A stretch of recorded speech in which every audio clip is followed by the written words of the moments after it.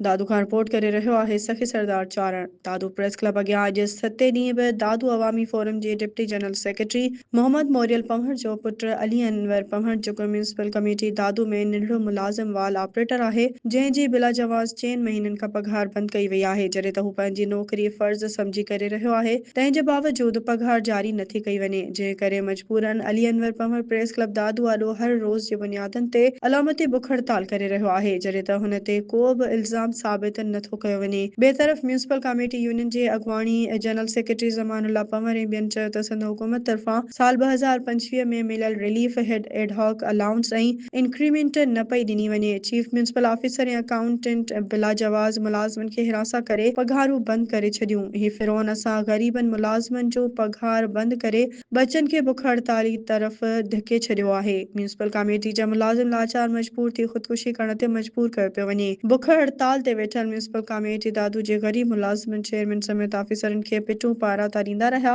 बुख हड़ताल ते वेठल म्यूनिसिपल मुलाज़िम अली अनवर पंवर ऐं ॿियनि जी हिमायत में दादू जे सियासी समाजी शहरी हलकनि ऐं ॿियनि हिमायत कंदे चयो त चेयरमैन म्यूनिसिपल कमेटी खां नोटिस जो मुतालबो कजे थो।